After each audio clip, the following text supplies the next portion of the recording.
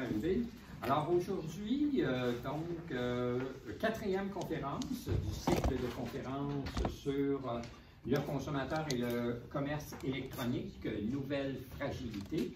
Et aujourd'hui, nous avons l'honneur de recevoir Maître Alan Mendelsohn, qui est avocat en pratique privée. C'est un avocat spécialisé sur les questions qui sont liées au droit des technologies, donc l'Internet, la vie privée, tout ça. Il est également chargé de cours à la faculté de droit de l'Université McGill, où il donne un cours sur le droit de l'Internet. Il a agi aussi pendant 4 ans comme vice-président d'une compagnie Internet. Donc, je pense que c'est un sujet qu'il maîtrise assez bien. Donc, il est reconnu comme un expert qui a comparu souvent dans les médias puis qui a donné de nombreuses formations juridiques dans le domaine. Donc, à la vue de tout ça, on a décidé de l'inviter. Alors, aujourd'hui, à l'heure où on n'a jamais autant parlé de la protection des renseignements personnels, n'est-ce pas? Le droit canadien, le droit québécois, de la protection de la vie privée sont grandement basés sur la notion de consentement. Et l'internaute est invité à donner un consentement quand il contracte en ligne, mais quand il fait cela, il accepte une politique qu'il n'a généralement pas lue et probablement qu'il ne serait pas en mesure de lire et de comprendre non plus. Alors tout ça relève de la pure folie, n'est-ce pas? Ce qui est donc, ce qui explique le titre de la conférence d'aujourd'hui, le consentement sur Internet, solution miracle ou pure folie. Et donc, Maître Mendelsohn va proposer un regard critique sur ces questions de droit clés qui entourent donc Internet et la protection de la vie privée. Avant de lui céder la parole, je cède la parole à mon co-organisateur, Vincent Baudry. Merci Pierre. Quelques mots très rapidement. Peut-être pour enchérir avec une note personnelle sur un domaine que je connais depuis longtemps. Le domaine numérique est un domaine évidemment à la mode, mais lui, ça fait plus longtemps qu'une mode en fait qu'il est dans ce domaine-là. Assurément, c'est un domaine qu'il connaît depuis de nombreuses années. C'est aussi quelqu'un de McGill avec lequel, ici au CRDP, des gens de McGill avec qui on travaille beaucoup. Mais encore un peu personnel aussi, je sais que même s'il est chargé de cours à McGill, il vient donner certaines séances dans certains cours ici à la maîtrise en droit et technique. Vous l'avez peut-être vu dans les nouvelles, on a beaucoup lié avec McGill et ça va se continuer, notamment avec notre prochain recteur. L'autre idée aussi, le dernier point que je voulais souligner, enfin peut-être 2 derniers points, je suis content qu'Alain vienne parler d'un sujet que je connais un peu. Moi j'ai fait ma thèse lors de notre siècle sur globalement le même sujet, sur la notion de consentement, sur le contrat numérique. Et donc je vais être ravi de l'entendre. Je vais être ravi d'entendre et je vais être là pour ta présentation, mais je voulais juste expliquer le fait que je vais être obligé de partir à la fin, à toute fin, parce que demain je donne un cours sur le sujet de la fois dernière, la fameuse blockchain, pour ceux qui l'auraient raté, la fameuse blockchain qui elle aussi est un sujet qui intéresse beaucoup les liens avec la consommation. Alors, moi aussi, merci beaucoup Alain de cette présentation, de fait traverser la colline pour venir nous voir. Et tu as oublié de mentionner que si on veut assister à ta conférence sur le blockchain, c'est demain à Paris. Oui, ce sera un peu plus compliqué. Merci beaucoup Vincent. Merci pour l'invitation. Merci à la Fondation CodeMass pour m'avoir invité aujourd'hui. Merci à vous tous et à toutes d'y être là. Quelques points d'introduction. Moi, j'ai de la misère à rester derrière un podium, donc je vais me déménager un petit peu. Moi, je préfère un colloque qui est un peu interactif. Donc, si vous avez des questions, si vous avez des commentaires assez brefs, parce que nous avons juste 1 heure, s'il vous plaît, m'interrompre. Je ne suis pas capable de parler pendant 1 heure. Actuellement, je suis capable de parler pendant 3 heures. Mon cours à McGill, c'est 3 heures de la suite. Les diapos seront disponibles sur Internet. Il y a beaucoup de textes là-dessus, donc n'inquiétez pas. Ils seront disponibles si vous êtes intéressé à ça. ça c'est ma carte d'affaires. C'est là où je prends l'occasion d'habitude de corriger l'introduction qui a été faite sur moi. Mais l'introduction, c'était presque parfait, donc il n'y a rien, il n'y a absolument rien à corriger. Cependant, c'est un peu bizarre de voir une carte d'affaires droit d'Internet. Ça veut dire quoi exactement? Ça veut dire beaucoup, honnêtement. Oui, c'est des questions de droit privé, de renseignements personnels, etc. Mais il y a aussi beaucoup d'autres sujets dont je m'implique, incluant la loi canadienne anti-pourriel, dont on va parler un petit peu, incluant le droit d'auteur sur Internet. Et je fais aussi beaucoup de travail juste commercial général pour des compagnies Internet. Donc, c'est une pratique assez intéressante. Ça me donne des connaissances assez larges et intéressantes. Et comme on a dit, on a fait ça moi je fais ça depuis 10 ans. Il y a 10 ans, on n'a jamais vu une carte d'affaires de même. Donc, je pense que j'étais là, peut-être un peu chanceux, j'étais là on the ground floor, comme on dit. Et comme on dit, comme je viens de dire un petit anglais, je m'excuse pour mes anglicismes, ça arrive, bien sûr, je suis anglophone. Et quand je présente en français, surtout dans ce domaine-là, j'ai de la misère de temps en temps à dire des mots en français, des termes en français, surtout PEPEDA.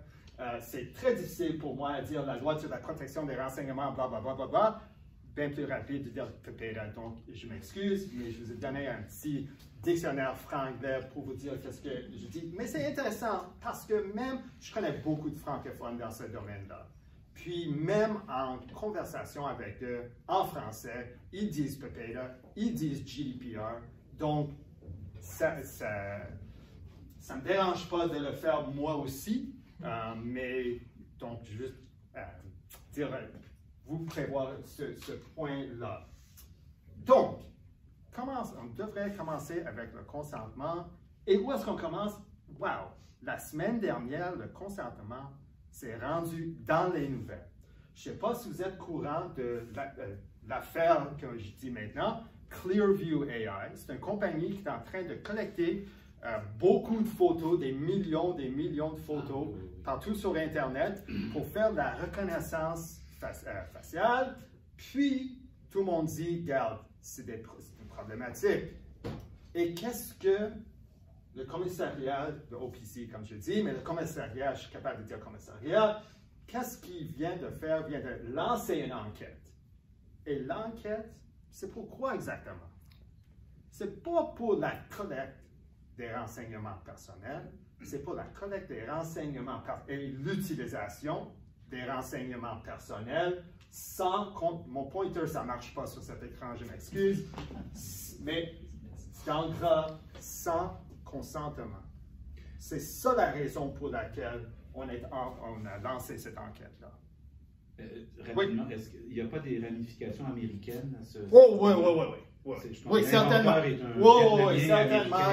Il y en a partout, surtout Clearview AI. Ça arrive aux États-Unis, il y a des problématiques sur la loi, etc. Mais si on va nous limiter aujourd'hui de parler du Canada et de l'Europe actuellement. Mais anyway, oui, certainement. Il y a des problèmes aux États-Unis, mais juste l'enquête qui est lancée la semaine dernière du Office of the Privacy Commissioner, oui. Juste ajouter un peu de sel à l'affaire, ils ont souffert une fuite de données ce matin. Oui, je l'avais vu ça. Incroyable. Vraiment incroyable. Anyway, donc, le consentement, toujours dans les nouvelles. Donc, juste pour nous situer un petit peu, juste pour que tout le monde, je sais qu'il y en a des experts ici dans les lois de protection des données personnelles, etc.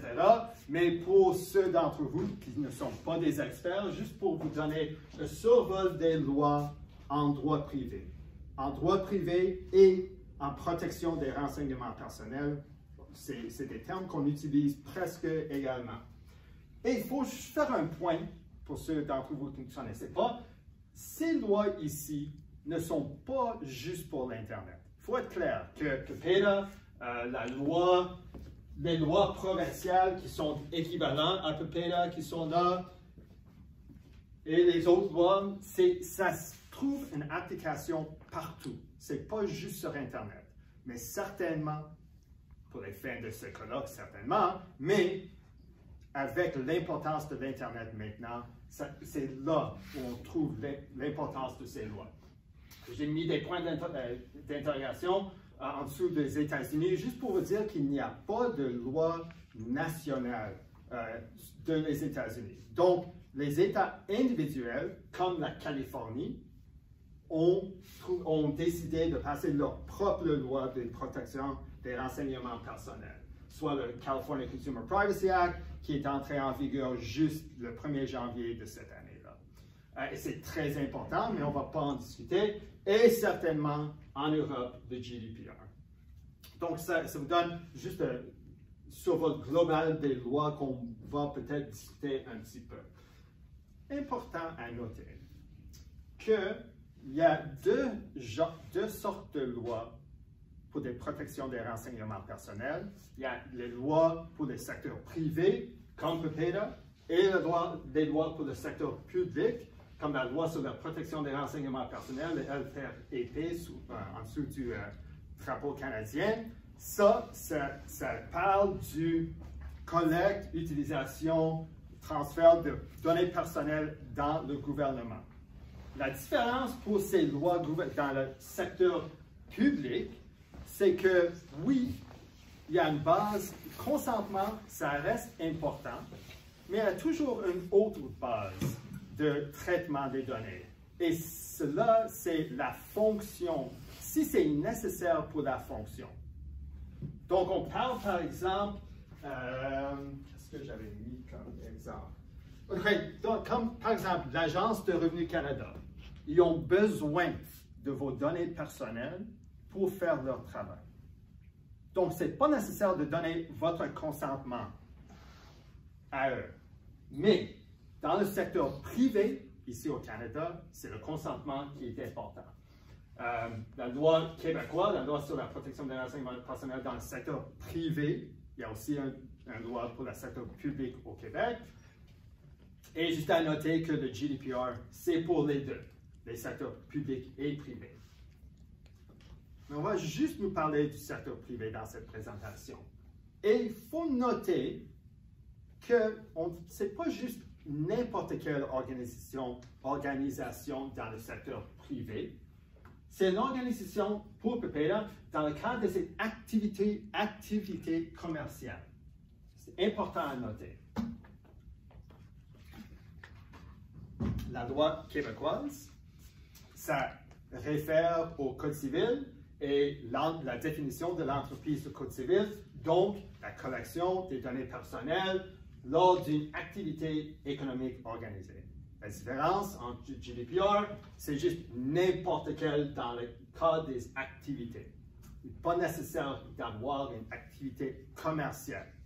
Mais aussi au Canada, quand on parle de PIPEDA, quand on parle de la loi québécoise, c'est juste dans le cadre des activités économiques, commerciales. Donc, c'est le survol des lois qu'on va parler un petit peu. Maintenant, on est sur l'Internet.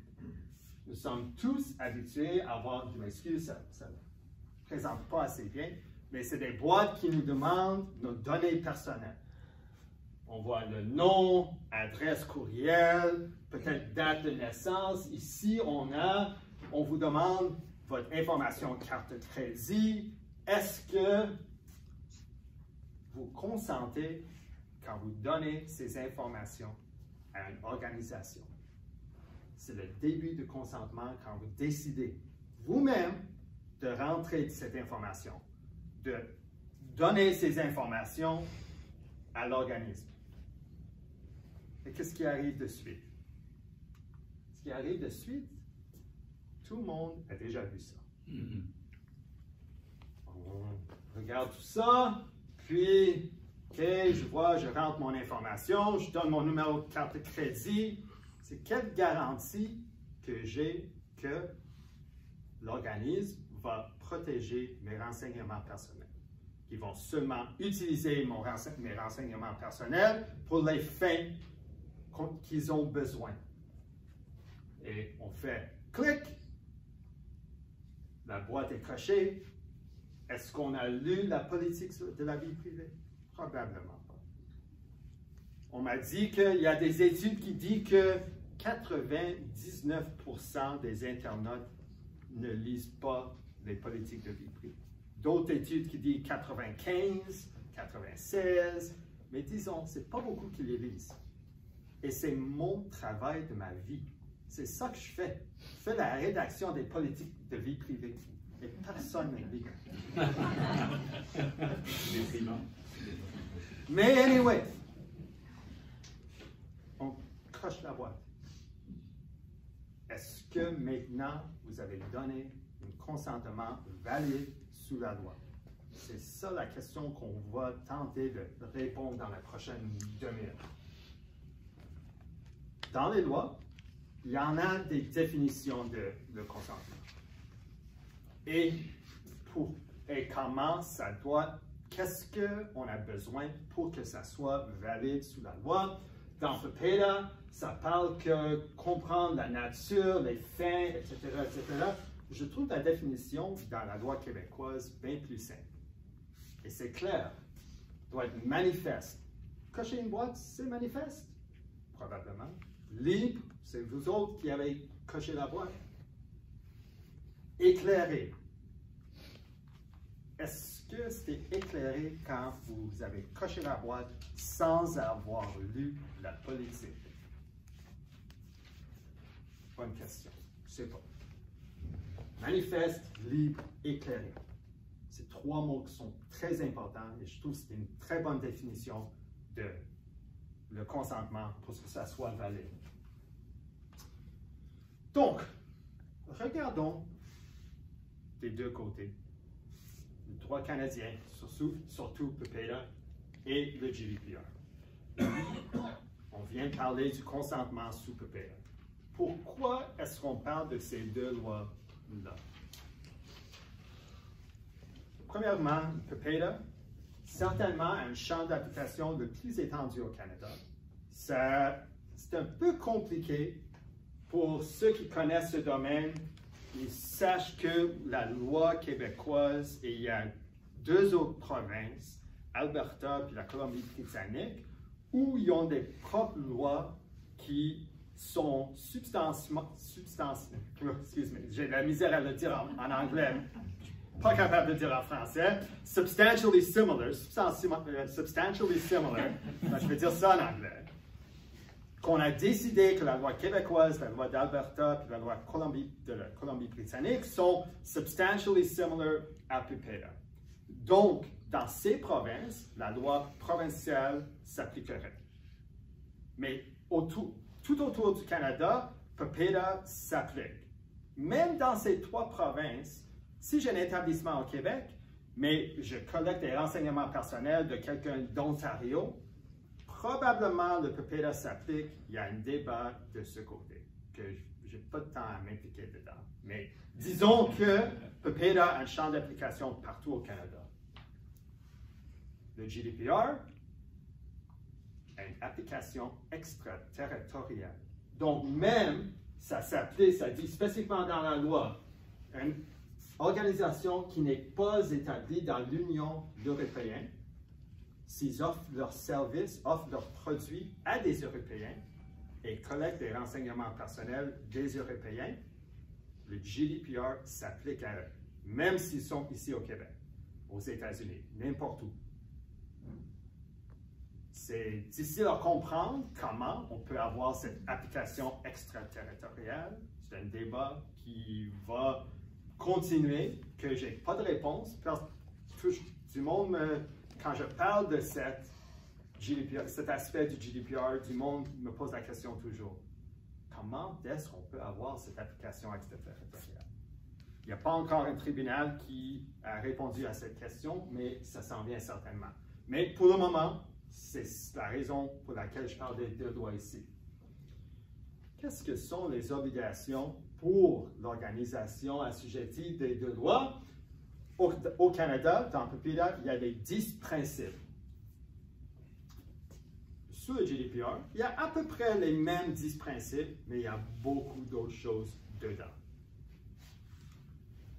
Regardons les 10 principes.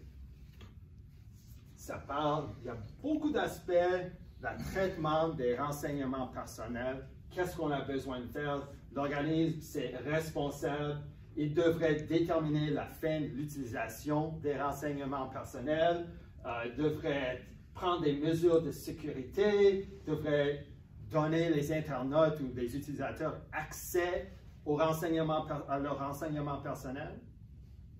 Et numéro 3, consentement. Pourquoi est-ce que le consentement n'est pas numéro 1? J'ai aucune idée.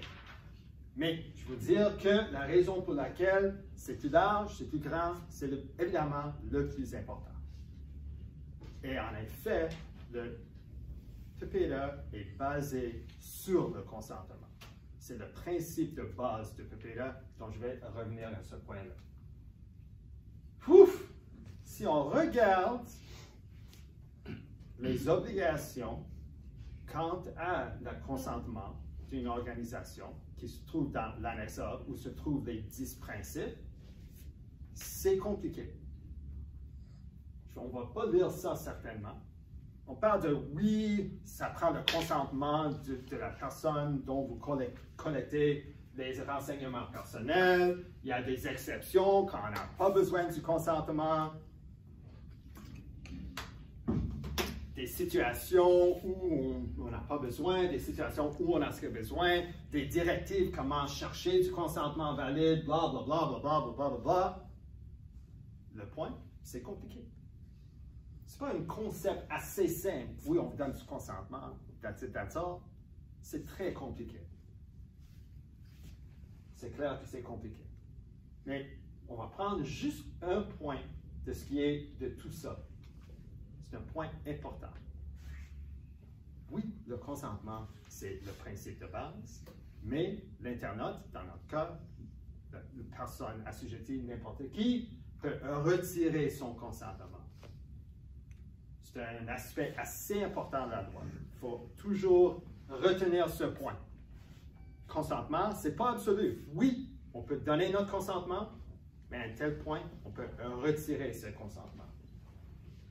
Donc, on devrait revenir au GDPR. J'avais dit qu'il y a à peu près les 10 principes dans le GDPR, mais il y avait d'autres choses aussi.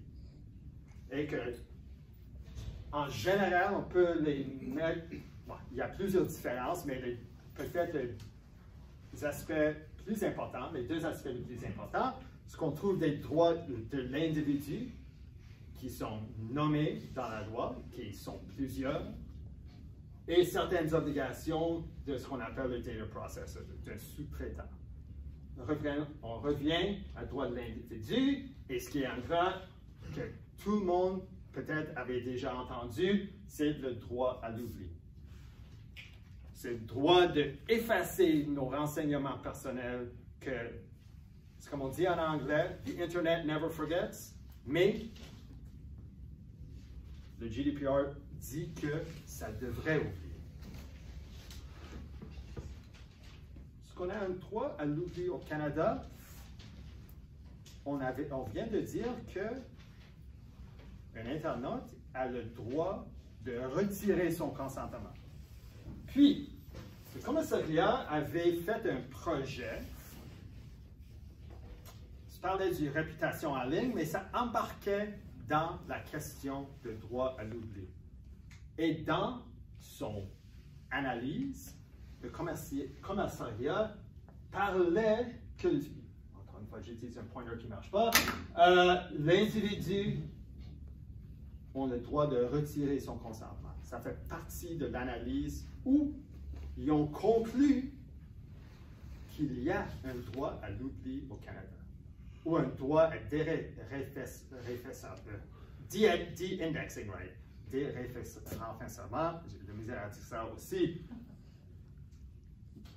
Est-ce que c'est la réalité? Je ne sais pas. C'est la position du commissariat. Il y a quelque chose qui est en train d'être décidé devant un tribunal qui va aider à faire ce point.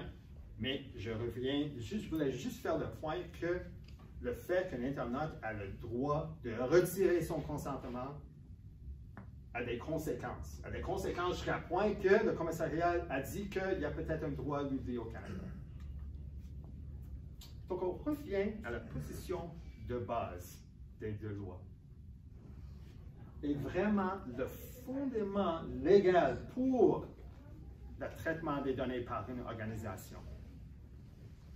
Ici, au Canada, il y a un seul, le consentement. Je suis un organisme privé, encore une fois, on revient par le secteur privé, on parle dans une activité économique. Si je suis un organisme qui collecte des renseignements personnels, la seule manière, je m'excuse, je suis dans un temps.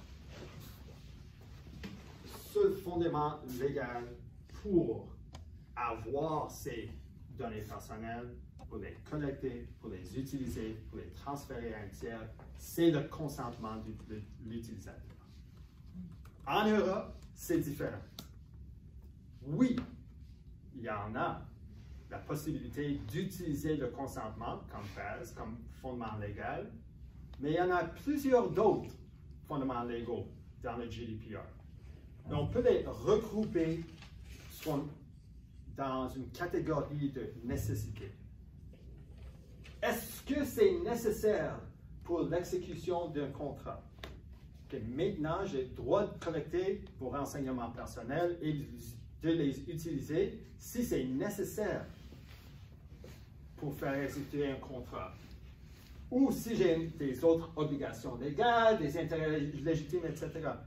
Donc, plusieurs autres façons, à part le consentement en Europe, de traiter les données personnelles. Donc, regardons l'exécution d'un contrat.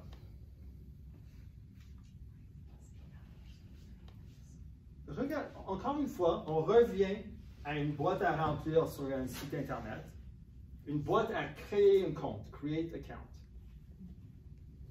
Je crée un compte à Facebook, à Gmail, à n'importe quoi.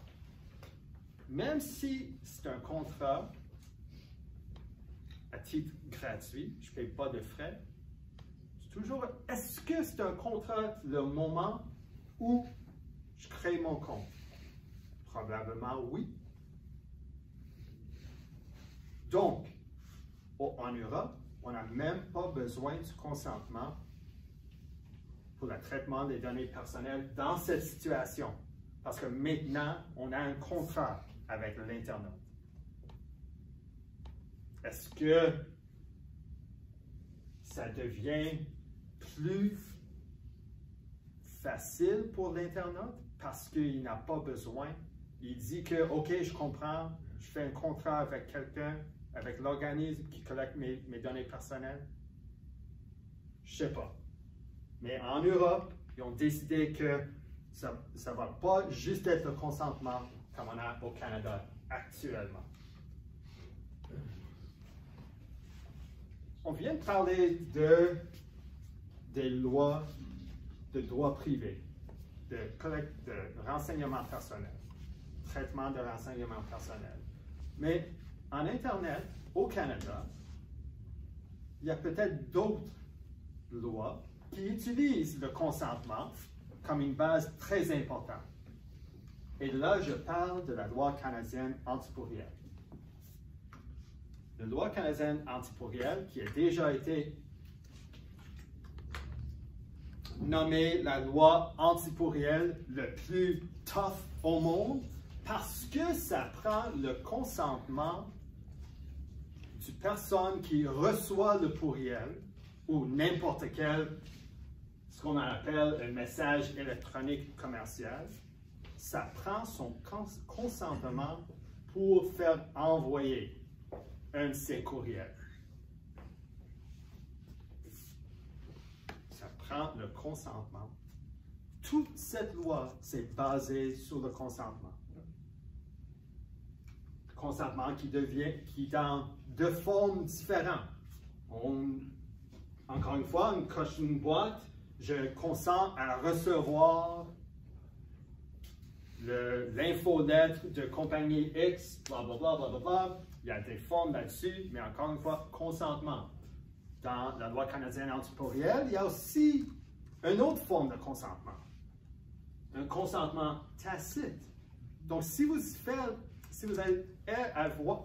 avez déjà un contrat, vous êtes en relation d'affaires en cours avec quelqu'un, vous avez le droit de l'envoyer, encore une fois, des courriels qui vendent un autre service, etc. C'est une autre forme de consentement.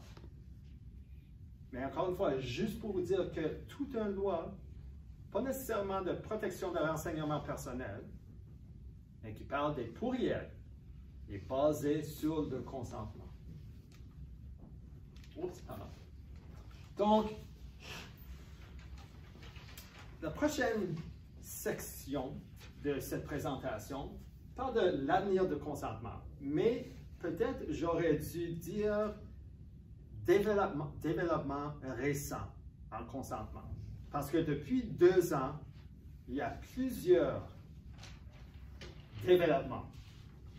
Ça commence en février 2018, où un comité parlementaire, ce qu'on appelle le comité ETI, a écrit un rapport qui parlait comment on devrait changer PEPEDA complètement, le refaire. Et si tu lis au complet le rapport, ça dit presque on devrait avoir le GDPR au Canada. Les recommandations qui ont été faites dans ce rapport-là, c'est presque ça exactement, si tu regardes. Droit d'oubli, ce qu'on appelle privacy by design, vie privée dès la conception, privacy by design, qui est vraiment une des bases du GDPR. Et si on regarde ce rapport-là, on peut prendre la conclusion que le consentement resterait, mais il y aurait d'autres bases légales pour la collection, utilisation et transfert des données personnelles. Donc, c'est le début de dire que peut-être le consentement n'est pas nécessairement le point parfait qu'on devrait toujours utiliser. Le commissariat a sorti en disant que, regarde, oui, PEPEDA, ça a été écrit depuis beaucoup d'années. Mais maintenant, comme il y en a tous ces renseignements personnels qui sont collectés sur Internet et l'aspect numérique de tout ça, on devrait regarder cette question de consentement. Et on devrait peut-être donner des directrices à des organisations pour leur dire comment est-ce qu'on devrait faire pour avoir un consentement valide. Et regarde, qu'est-ce que ça dit?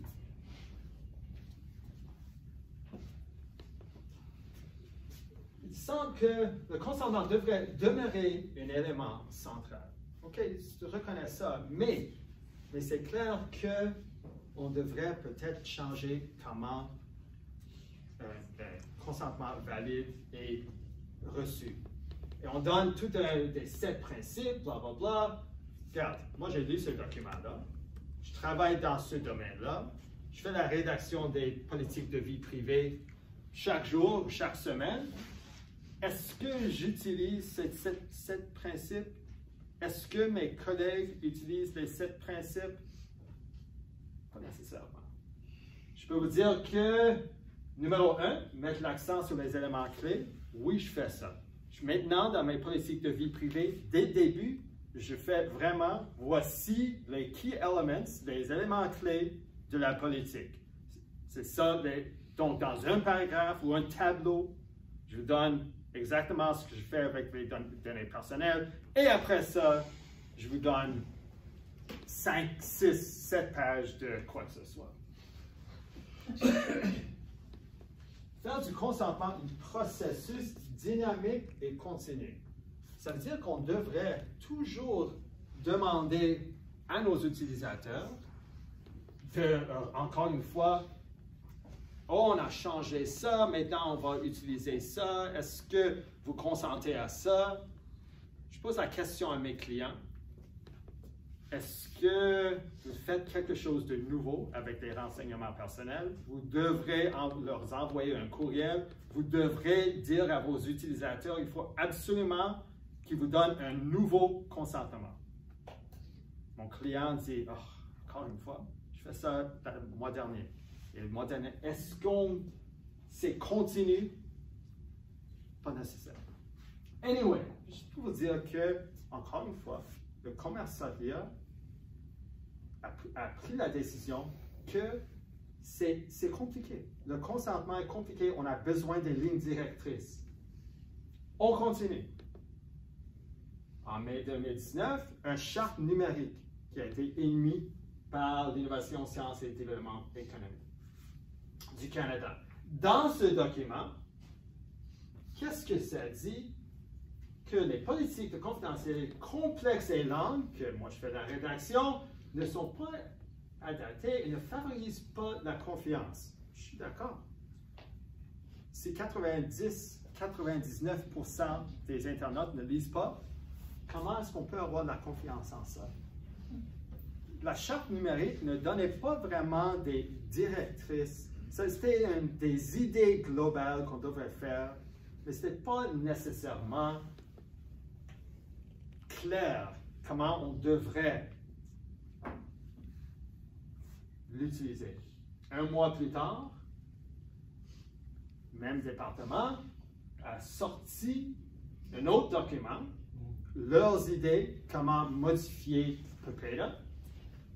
Et qu'est-ce qu'ils ont dit? J'ai mis ça en gras, c'est très important. On devrait interdire le regroupement du consentement. C'est quoi le regroupement du consentement? C'est la politique de vie privée elle-même. Donc, je prends un exemple. Je prends un exemple de la Ligue nationale de hockey. J'aime toujours parler du hockey, même si le Canadien, cette année, oublie ça. Pas cette année. Depuis quelques années. Donc, on voit ça au début de chaque politique de confidentialité. C'est presque toujours pareil. Et même en utilisant nos services, vous consentez aux pratiques décrites dans la politique. C'est un regroupement? Certainement. Mais encore une fois, c'est juste un document, ce n'est pas la loi actuelle. On continue. Il y avait une élection. Maintenant, le cabinet du Premier ministre a envoyé son lettre de mandat au ministère, qui est responsable de tout ça, puis ça parle, si on regarde tout ce paragraphe-là, encore une fois, ça suggère qu'on devrait avoir des lois de renseignement personnel comme le GDPR. Si tu regardes tout ce qui est écrit dedans, encore une fois, c'est comme le GDPR. Est-ce que cette lettre parle du consentement? Pas vraiment. Pas comme ça a été écrit par le ministère de l'Industrie qu'on a vu auparavant. Ça parle on devrait avoir la capacité de retirer son consentement. On l'a déjà vu, il est déjà là. Ça dit aucun espace ici qu'on devrait changer notre modèle. On va voir qu'est-ce que ça va donner à l'avenir. Mais c'est ça le prononcement le plus récent. Donc on revient à ce point, à ces boîtes cochées. Et je vous note que les tribunaux, d'habitude, ils n'ont aucun problème avec ça. Disent que oui, c'est une manière de donner son consentement, il n'y a pas de problème, c'est exécutoire. Donc, on revient à ça. C'est un consentement valide sur Internet. Il y a des problèmes avec ça? Oui, peut-être. Donc, on revient à la question. Est-ce que c'est une solution miracle ou une folie? Je pense que la réponse, ça dépend. Vous êtes qui? Vous êtes l'organisme responsable pour collecter les renseignements personnels? Oui.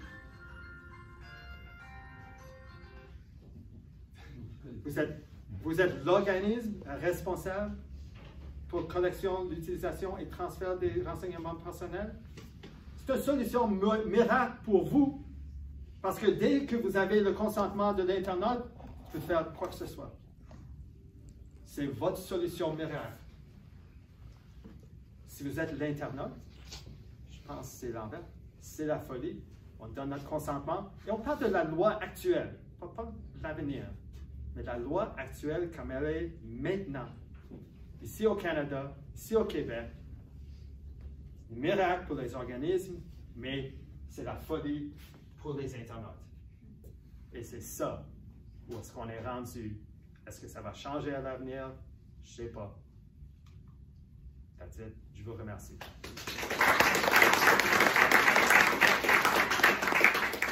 Oui, une question forte.